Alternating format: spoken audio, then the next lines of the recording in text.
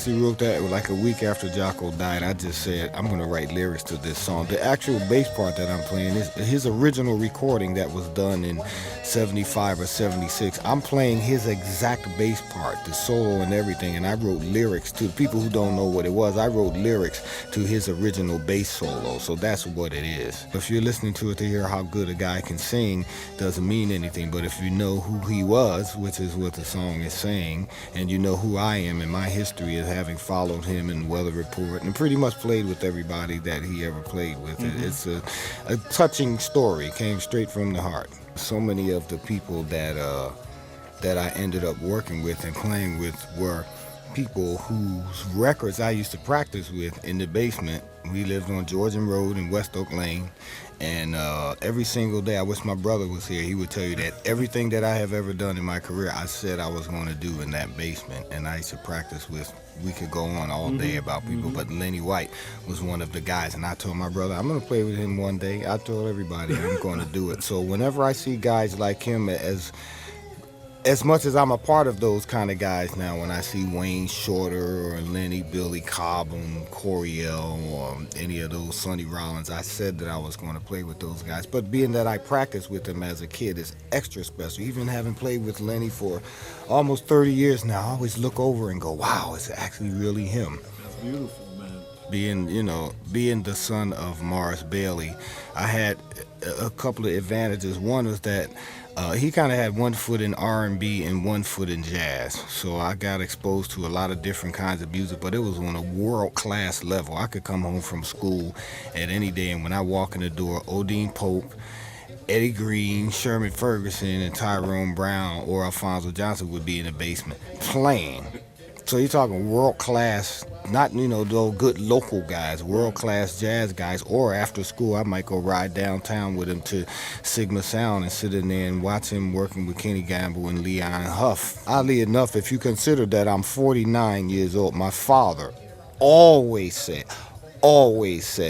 when you get around 50, you're going to want to just play jazz again. And he said, you're going to be like Freddie and Ray Brown and Benny Ghost and do the pop and get your hits and get a house and make your money and do the TV and writing and production. But when you get around 50, you're going to just want to play jazz again. Sure enough, I got an upright. I'm writing and arranging tunes. So he was right.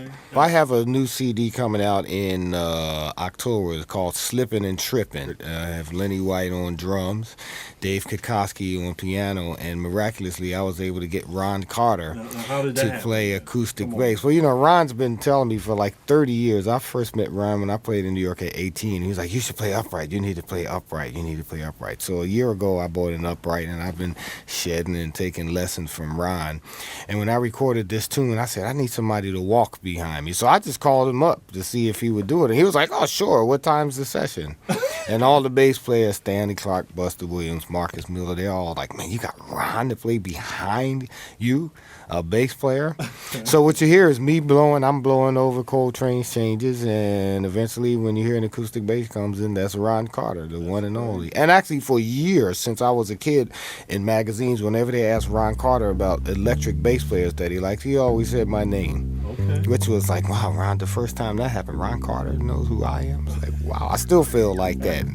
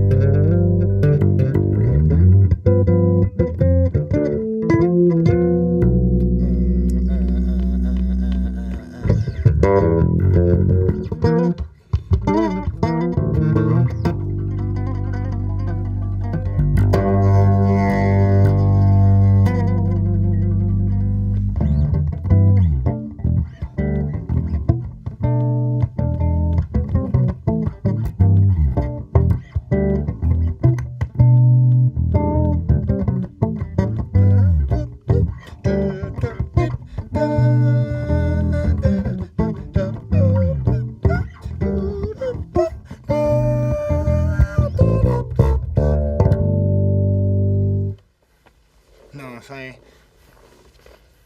Philadelphia has a rich legacy continuum of bass players. Man. Absolutely. When you start going down the list of the Reggie Workmans and Percy Heaths Stanley Clark, Stanley Percy Clarks, Heath, Charles Jamal Dean Fambro, Takumas, Gerald Beasley, Alfonso Johnson, Christian McBride. Jaco was born in Norristown. Right. Jimmy Garrison. It goes on. There's and cats on. people haven't heard of. Right. Mike Boone Right. and Steve Tyrone Brown. A lot of the world knows him. Steve Beskrone. I mean, Ali. Steve Green. It goes on, There's man. A whole bunch of it's them scary. for years it's and scary. years and years and years. You are part of that. I mean, do you? Because I had a chance to talk to Stanley one time because oftentimes people try to make a adversarial thing between Stanley and Jaco. It's like this, but Stanley, he always, at least in talking to me, had good things to say and said they were, they had a good friendship, man. Absolutely.